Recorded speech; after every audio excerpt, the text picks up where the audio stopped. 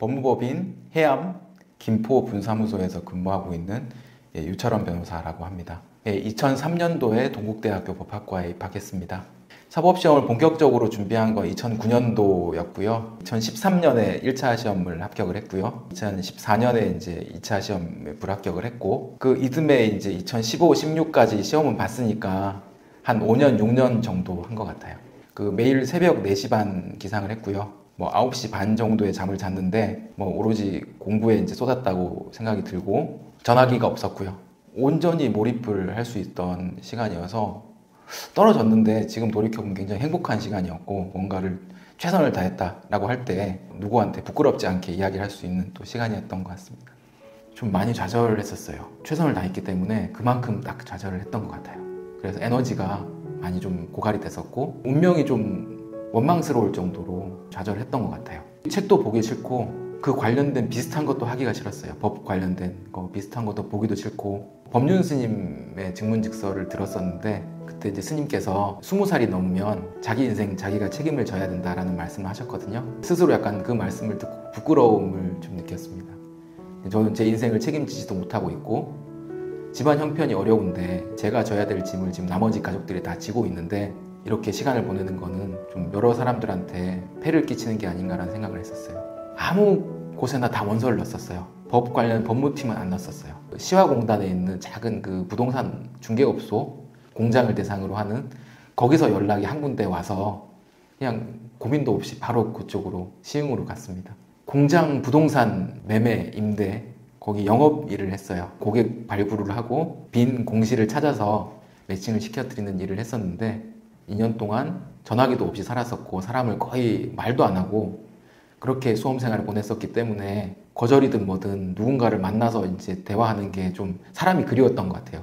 그래서 어찌 보면 좀 겁없이 그냥 거절 당해도 웃으면서 거절 나오고 다음날 또 가고 그렇게 일을 했었던 것 같아요. 대화를 하다 보니까 너 뭐 하다 왔니? 사법시험을 하다 왔습니다 라고 하니까 그분들께서 저한테 이제 법률 상담을 하시기 시작하셨어요. 저는 공장을 소개하러 갔는데 그거는 모르겠고 미수금인데 좀 받아달라. 이 인허가권은 어떻게 되는 거냐. 이런 걸 질문을 하시니까, 공장 같은 경우에는 이제 단위가 크기 때문에 그 등기 업무도 했을 때 수수료가 많거든요. 그런 것들도 보이기도 하고, 여기서 제가 변호사를 하면 굉장히 좀 잘할 수 있겠다 이런 생각을 거기서 좀 느꼈던 것 같아요. 그런 상황에서 마지막 사법시험이 한 50일 정도 남았었는데, 그 회사에 잠깐 쉬겠다, 50일만 잠깐 쉬겠다 이렇게 말씀을 드리고 이제 마지막 시험 준비를 했었고요. 그때는 굉장히 동기부여가 되니까 번아웃이 이제 치료가 됐었고 최선을 다해서 했었어요. 한 50일간. 결과가 딱 보니까 총점부터 0.9점 차이. 그때 충격이 더 컸어요, 사실. 2차 시험 떨렸을 때보다 그때 충격이 더 컸던 것 같아요. 이제 나는 법조인이 어떻게든 될 수 없겠구나라는 생각이, 시험 자체가 없어졌으니까 한 2주 동안 집에서 아무것도 안 하고 그냥 먹었는지도 기억도 안 나고, 가끔 그냥 하늘 보고 멍하니 있다 울기도 하고, 그러면서 한 2주 가까이 보냈던 것 같아요. 저희 집이 돈이 부족하다, 나는 돈이 없고 로스쿨은 학비가 많이 든다는 인식이 있었고, 학점이나 토익 성적이나 이런 게 높진 않았었기 때문에 제가 붙을 수 있을지에 대한 자신감도 좀 없었던 것 같아요. 저희 아버지가 식품 제조 일을 하시는데 그 옆에서 가공식품을 개발을 해서 특허도 내고 이렇게 하면서 제조업에 도전을 해봤는데 그게 제 뜻대로 되지 않아서 잘 안 됐었고, 그 이후에 서울 경동시장에서 새벽에 채소를 사서 그 식당에 납품하는 그 채소 배달, 그 일을 했었어요.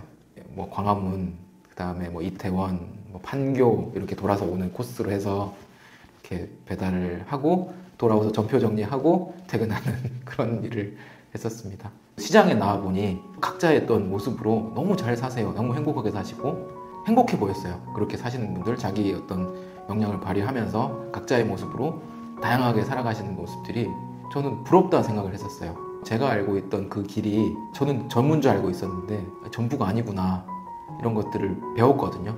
공통적으로 사람에 대한 벽이 없으세요. 다가가기 쉬워요. 그거는 기본적으로 자기를 내려놓아야 그게 가능하다고 저는 생각이 들었거든요. 당시에 보면서.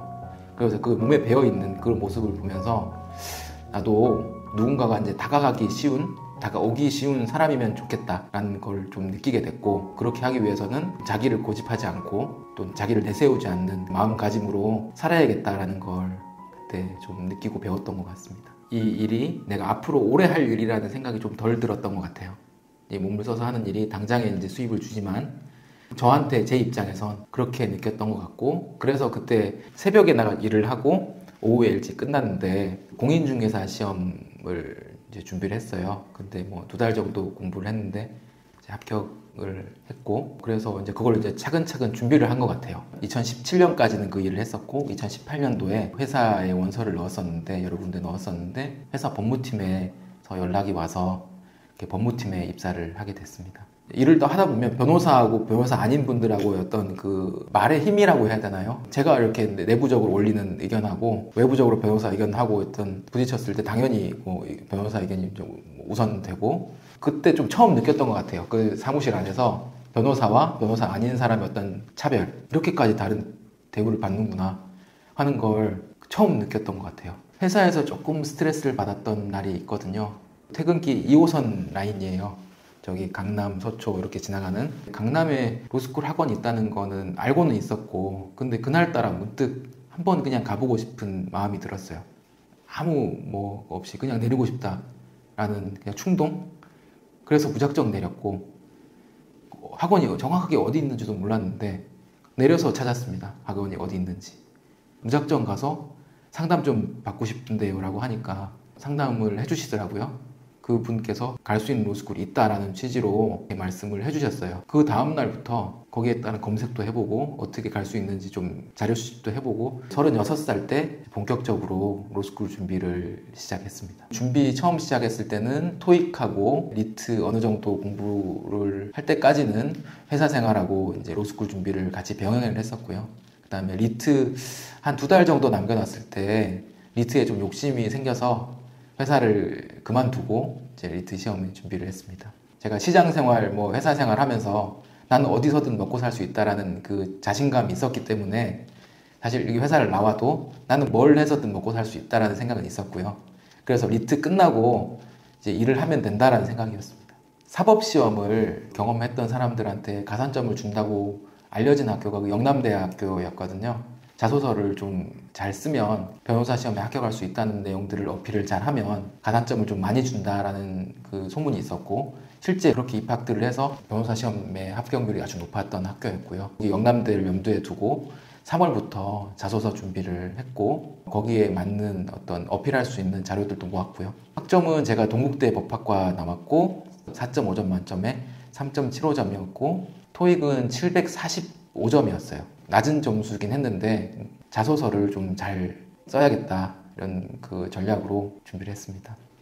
리트는 그때 이제 105점이 평균이었고요. 106.7 뭐 저 기억해요. 동아대학교를 하나 넣었고요. 영남대학교를 준비를 했는데 영남대학교만 결과적으로 합격을 했습니다. 특별 전형으로 넣었는데 저는 10대 1을 넘었었어요.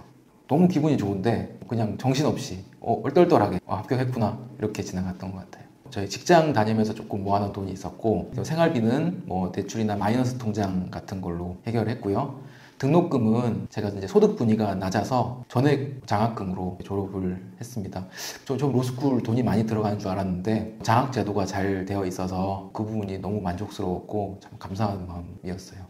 제가 37살 때 입학했는데 동기들보다 대충 한 10살 정도 많았던 것 같고요. 로스쿨에 입학을 하면서 뭐 버리고 온 게 그렇게 대단하다 이렇게 할 만한 게 없었기 때문에 전혀 미련이 없었어요. 주변 사람들은 나보다 더 좀 편안하게 살고 더 빠르게 나가고 있고 한데 저는 거기에 미치지 못할 때 거기 오는 좀 위축감 이런 게 아예 없다면 거짓말이긴 했는데, 각자 사람들은 제 각자의 어떤 삶의 모습이 있고 각자의 시간이 있고 각자의 어떤 기회가 오는 그 타이밍에 각자 있는 것들을 봤기 때문에 제 삶을 산다라는 생각으로 공부를 했고, 그래서 그런 걱정들은 크진 않았고 행복하게 로스쿨 생활을 했던 것 같습니다.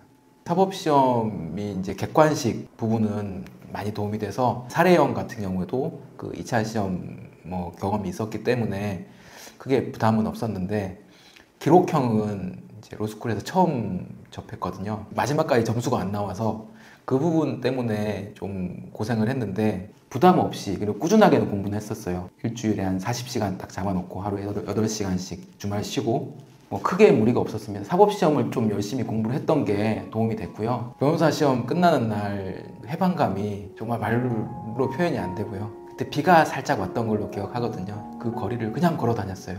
아무것도 안 하고 그냥 진공 상태처럼 3년을 딱 그것만 보고 달렸는데 그게 딱 끝난 그 순간 이제 어떻게 살지 이런 것도 없는 그 시간이 한 몇 시간 동안 있었던 것 같아요. 흔히 얘기하는 예상 합격선보다는 훨씬 더 나와서 합격은 하겠구나, 비교적 편안하게 보냈습니다. 합격자 명단에 제 이름이 있는 걸 보고 와, 끝났구나. 긴 수험 기간이 이렇게 쫙 떠오르더라고요. 수없이 제 이름이 없는 그 명단을 보고 좌절하고 그랬던 경험밖에 없었는데 그 제 이름이 있는 걸 보니까 말로 표현할 수 없는 그런 감정이었는데 너무 기분이 좋았습니다. 부모님께 알렸는데 너무 좋아하셨고 그러니까 너무 좋아하시니까 이제 제가 이걸 늦게 알려드린 거에 대한 또 죄송함도 들었고 뭐 합격해서 제가 뭐 특별히 마음가짐이 바뀌었거나 뭐 행복 지수가 바뀌었거나 그렇게 크진 않은데 부모님께서 이제 합격 이후에 그렇게 좋아하시는 모습 보면 기분이 좋습니다. 변호사 시험에 합격을 해서 뭐 어쏘 변호사라고 하는 그 생활을 이제 하고 있었는데 우연히 고객분들이 오셨고 제가 상담을 진행을 했는데 그 고객분들께서 저를 이제 믿고 사건을 맡겨주셔서 회사에서 이제 그걸 보고 김포 분사무소의 지사장으로 저를 보내셨고요. 여기 김포 분들께서 감사하게도 또 일을 많이 주셔서 지금 뭐 감사하게 이렇게 일을 하고 있습니다. 그날 아침에 이제 억울한 소송을 당하셔서 스스로 목숨을 끊으려고 하셨다고 하시더라고요. 근데 그분께서 이제 저희 상담 예약을 잡으셨고 제가 이제 최대한 안심시켜드리고 그분은 펑펑 울다 가셨는데 다음에 말씀하시기를 그날 이제 저를 안 만나셨으면 자기가 어떻게 됐을지 모르겠다, 뭐 은인이다, 그러니까 이렇게 말씀을 하시더라고요. 그러니까 그런 부분들을 보면 제가 할 수 있는 보람도 느끼지만 어떤 그 일에 대한 무게감 참 크구나. 제가 이제 하는 말 한마디, 반응 하나에 그 의뢰인 분의 어떤 삶에 또 큰 영향을 미칠 수 있구나. 이게 참 무거운 직업이구나 하는 생각이 들었습니다. 예전에 사법시험 2차 시험을 발표를 기다리면서 절에 며칠 가서 기도를 한 적이 있거든요.